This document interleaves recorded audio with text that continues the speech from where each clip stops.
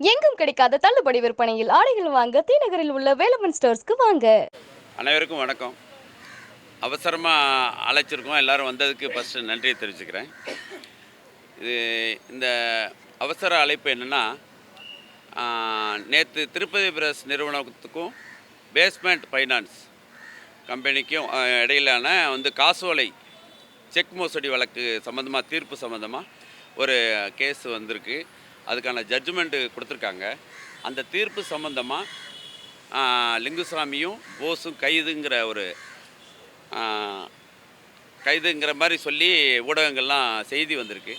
அந்த செய்தி சம்பந்தமாக எங்கள் சீனியர் லாயர் பிரகாஷ் சார் அது விளக்கம் கொடுக்கணுங்கிறக்காக தான் உங்கள் அவசர அழைப்பை கொடுத்துருக்கோம். அவங்க பேசுவாங்க. அந்த கேஸ் சம்மந்தமாக பிரகாஷ் சார் உங்களுக்கு டீட்டெயில் சொல்லுவாங்க. பத்திரிகை நண்பர்களுக்கு வணக்கம். இந்த பத்திரிகை நண்பர்களுக்கு வணக்கம். அவ்வளோதான் வந்திருக்கு. அவ்வளோதான் இருக்கு. நல்லா இருக்கு. ஓகே. பேஸ்மேன் நிறுவனம் திருப்பதி பிரதேச நிறுவனத்தின் மேலே மாற்றுமுறை ஆவண சட்டத்தின் கீழ் ஒரு வழக்கு தாக்கல் பண்ணியிருக்காங்க. 2018 அந்த வழக்கு தாக்கல் செய்யப்பட்டு ஒரு 8 வருஷமாக நடந்து தீர்ப்பு வந்திருக்கு. நேற்று 19/12/2025 அன்னைக்கு 19வது மாநகர குற்றவியல் நடுவர் நீதிபதி அவர்கள் ஒரு தீர்ப்பை கொடுத்துருக்காங்க. இந்த வழக்கில் திருப்பதி பிரதேசர் மற்றும் இயக்குனர் லிங்குசாமி, சந்திரபோஸ் இவங்க எல்லாம் இந்த வழக்கில் முன்வைக்கிற வாதம் என்னென்னா, இந்த பேஸ்மேன் நிறுவனத்திற்கும் அதாவது ஒரு ஃபினான்ஸ் கம்பெனிக்கும் திருப்பதி பிரதேச நிறுவனத்திற்கும் எந்த குடுக்கல் வாங்கலும் இல்லை அப்படிங்கிறது தான் பிரதான வாதமாக அவங்களோட எதிர்வாதமாக இருந்தது. அந்த வழக்கில் இவங்க எக்காலகட்டத்திலையும் அவங்ககிட்டேருந்து பணம் வாங்கலை, அந்த பணத்துக்காக எந்த காசோலையும் இவர்களால் அவங்களுக்கு கொடுக்கப்படலைன்றது தான் பிரதான வாதமாக இருந்தது. இந்த வழக்கு நேற்று தீர்ப்பு வந்திருக்கு. அவர்களுக்கு எதிராக தீர்ப்பு வந்திருக்கு. அந்த தீர்ப்புக்கு மேலே அதாவது மேல்முறையீடு, இது விசாரணை நீதிமன்றம்ன்றதுனால மேல்முறையீடு செய்வதற்காக ஒரு 30 நாள் கால அவகாசம் கொடுத்துருக்காங்க. அதன்படி அந்த 30 நாளுக்குள்ளே நாங்கள் மேல்முறையீடு செய்து அந்த வழக்கு சட்டத்தின்படி எதிர்கொள்வோம் என்பதுதான் எங்கள் தரப்பு விஷயமாக இருக்குது. மேலும் நேற்று அந்த நீதிமன்றம் இயக்குனர் லிங்குசாமி அவர்களுக்கும் அவருடைய தம்பி சந்திரபோஸ் அவர்களுக்கும் பிடியாணை, அதாவது கைது உத்தரவு பிறப்பிக்கப்பட்டதாக ஒரு தவறான தகவல் சொல்லியிருக்காங்க. இந்த வழக்கில் அப்படி எந்த கைது உத்தரவும் பிறப்பிக்கப்படலைன்றதை தெரிவிச்சுக்கிறோம். அதாவது நீதிமன்றம் இவங்களுக்கு கொடுத்த தண்டனை நிறுத்தி வச்சுருக்காங்க, சஸ்பென்டி சென்டென்ஸ் கொடுத்துருக்காங்க. அது எதுக்காகனா, நீங்கள் இந்த தீர்ப்பை எதிர்த்து உங்களுடைய மேல்முறையிட தகுந்த நீதிமன்றத்தில் மேல்முறை செய்யறதுக்கான கால அவகாசம் கொடுத்துருக்காங்க. நாங்கள் அதைய முறையாக மேல்முறை செஞ்சு சட்டத்தின்படி சந்திப்போம் என்பதை தெரிவித்துக் கொள்கின்றோம். மற்றபடி தவறான தகவலை இது மாதிரி ஒரு பிடியாணை பிறப்பிக்கப்பட்டிருக்காங்க, கைது உத்தரவு போட்டிருக்காங்கிறது ஒரு தவறான தகவல். அப்படி எந்த கைது உத்தரவு சார், எதிர்கட்சி வக்கீல் தண்டனை ஆயிருக்கு. அதாவது அவங்க தாக்கல் செஞ்ச வழக்கு, அதாவது என்ன அந்த வழக்கோட அந்த தீர்ப்போட சாராம்சம் நான் உங்களுக்கு சொல்லிடுறேன் சார். உங்களுக்கு டீட்டெயிலாக சொல்லணும்னா அதனோட சாராம்சம் என்ன, புகார்தாரர் தாக்கல் செய்த வழக்கு தீர்ப்பு, அதாவது திருப்பதி பிரதேச நிறுவனம் அவங்களுக்கு எதிராக தீர்ப்பு பகரப்பட்டிருக்கு. அந்த தீர்ப்பு நீங்கள் ஒருவேளை 30 நாளுக்குள்ளே மேல்முறையீடு செய்யலைன்னா அந்த சென்டென்ஸ் சஸ்பெண்ட் பண்ணியிருக்காங்க இல்லையா, அது ரிவோக் ஆகிடும்ன்றது தான் நீதிமன்றத்தோட தீர்ப்பு. இது உடனடியாக கைது செய்யணும், கைது செஞ்சாங்க, கைது ஆணை பிறப்பித்தாங்க அப்படின்ற விஷயங்கள் எதுவும் கிடையாதுங்க சார்.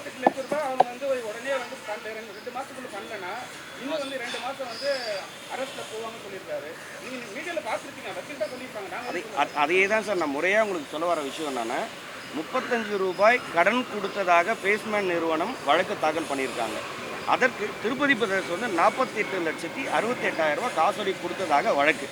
இந்த வழக்கு எதிராக தீர்ப்பாயிருக்கு. அந்த வழக்கோட சாராம்சம், உத்தரவோட சாராம்சம் என்னென்னா, தண்டனை கொடுத்தது போக அந்த காசோலைக்கான பணத்தை 2 மாதத்துக்குள்ளே அவங்க கொடுக்கணுன்றது ஒரு ஒன் ஆஃப் தி அந்த கண்டிஷனில் இருக்குது. ஆனால் நீதிமன்றம் 30 நாளுக்குள்ளே நீங்கள் மேல்முறையீடு செய்யணும் போது, மேல்முறையீடு இந்த தண்டனைக்காக மட்டும் இல்லை, அந்த பணத்தை கொடுக்க அவசியம் இல்லை அப்படின்றது இவர் தரப்பில் பேசுகிறதுக்காகவும் தான் அப்பீல். அதனால் அது தனியாக இது தனியாக கிடையாதுங்க. ரெண்டும் ஒரே ஒரு ஒட்டுக்காக கொடுத்த ஒரு ஜட்ஜ்மெண்ட் தான். ஆகையால் சார் ஆக்சுவலாக அந்த ப்ரேயரில் என்ன சொல்லியிருக்காங்கன்னா, ஃபர்ஸ்ட் ப்ரேயரில் வந்து நேற்று விசாரணையில் அதில் வந்து லிங்குசாமி சார் அதாவது திருப்பதி பிரதர்ஸ் சார்பில் வந்து ஒரு செக் கொடுத்ததா, அந்த செக் வந்து அவங்க ப்ரெசென்ட் பண்ணும்போது 35 lakhs அந்த செக் வந்து ப்ரெசென்ட் பண்ணும்போது அந்த அக்கௌண்ட் வந்து இட் இஸ் பீன் க்ளோஸ்ட் அப்படின்னு சொல்லிட்டு தான் அவங்களுக்கு ரிப்ளை வந்து தான் பேங்க்லேருந்து அந்த ஆர்டர் 47 லட்சம் ரூபாய் செக் வந்து உங்களுக்கு அதாவது நீங்கள் கேட்குற விஷயத்துக்கு ஆதாரமாக ஒரு விஷயம் சொல்கிறேங்க.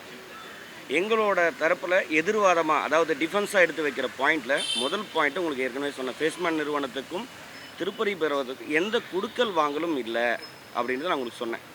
அப்போ இந்த காசோலை எப்படி அவங்களுக்கு போச்சு அப்படின்றது வந்து நீதிமன்றத்தில் நாங்கள் எடுத்து வச்ச வாதம். எங்களோட சாராம்சம் பிரகாரமே இந்த காசோலை அவர்களுக்கு கொடுக்கப்பட்டது அல்ல. இது வந்து ஏற்கனவே கிட்டத்தட்ட 2015-16 காலகட்டங்களில் வேற ஒரு நிறுவனத்திற்கு கொடுக்கப்பட்ட காசோலைகளை தவறாக பயன்படுத்தியிருக்காங்கன்றது தான் எங்களோட டிஃபென்ஸ் வாதம். அதாவது கிரிமினல் கம்ப்ளைண்ட் கொடுத்துருக்கீங்களான்ற வாதத்தை விட இந்த வழக்கில் அதுக்கு தேவையான ஆவணங்கள், அதாவது இந்த காசோலை வந்து ரொம்ப முன்னாடி காலத்தில் 15-16 காலகட்டத்தில் வழங்கப்பட்டது என்பதற்கு முறையான ஆவணங்களை எதிர்தரப்பு ஆவணம் இந்த வழக்கில் தாக்கல் பண்ணியிருக்கோம். மேலும் மேல்முறையீடு இருக்கிறதுனால ரொம்ப டீட்டெயிலாக பேசுகிறது அந்த வழக்குக்கு பாதகமாக இருக்கிறதுக்காக சொல்கிறோம். Within 10 days the court given 30 days time for filing the appeal. அதாவது முதன்மை மாவட்ட நீதிமன்றத்துக்கு அடுத்த அப்பீல் பீரியட் இது 30 days கொடுத்துருக்காங்க. வித்தின் 10 daysக்குள்ளே வில் ஃபைல் இட். முதன்மை மாவட்ட நீதிமன்றம் sir, principal session judge at Chennai, அந்த நீதிமன்றத்தில் வந்து அப்பீல் ஃபைல் பண்ணணும்.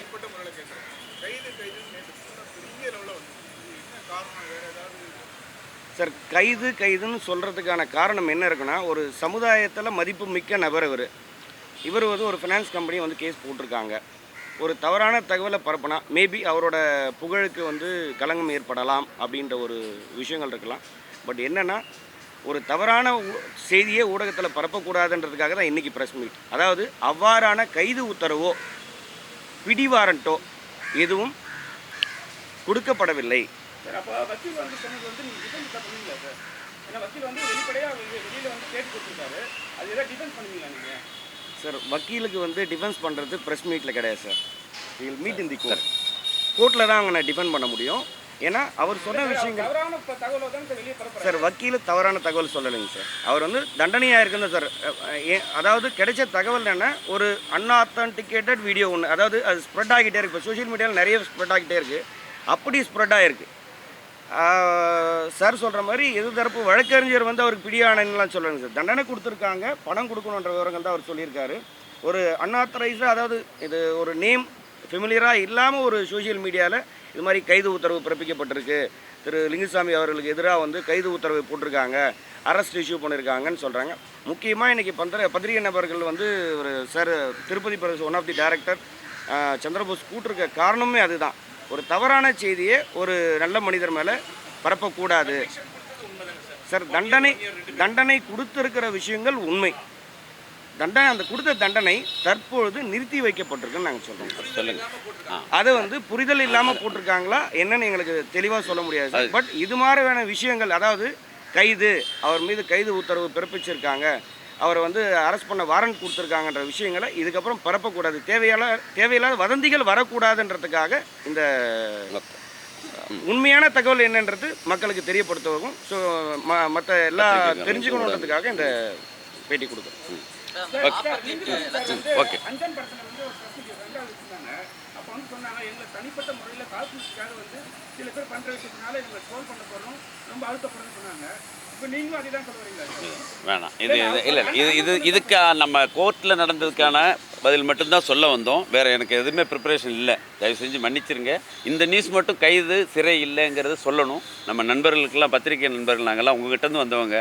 தயவு செஞ்சு அப்படி எல்லாம் நியூஸ் போட்டால் ஃபர்தராக எனக்கு பாதிப்பு வரும். நீங்கள்லாம் தயவு செஞ்சு எங்களுக்கு ஒத்துழைக்கணுங்கிறது தான். நன்றி, வணக்கம் சார். ஆமாம் அது இல்லை. அதாவது எல்லாருக்கும் இந்த மூலிமா, இந்த ஊடகத்துக்கு மூலிமா சொல்லிடுறேன். நம்ம 2026 பிப்ரவரி நடக்கிற நம்ம தயாரிப்பாளர் சங்க, தமிழ் திரைப்பட தயாரிப்பாளர் சங்க தேர்தலில் தலைவராக வந்து தமிழ்குமரன் தலைவராக, நலன் காக்கும் அணி சார்பாக தலைவராக வந்து நம்ம தமிழ்குமரன் நிற்கிறாரு.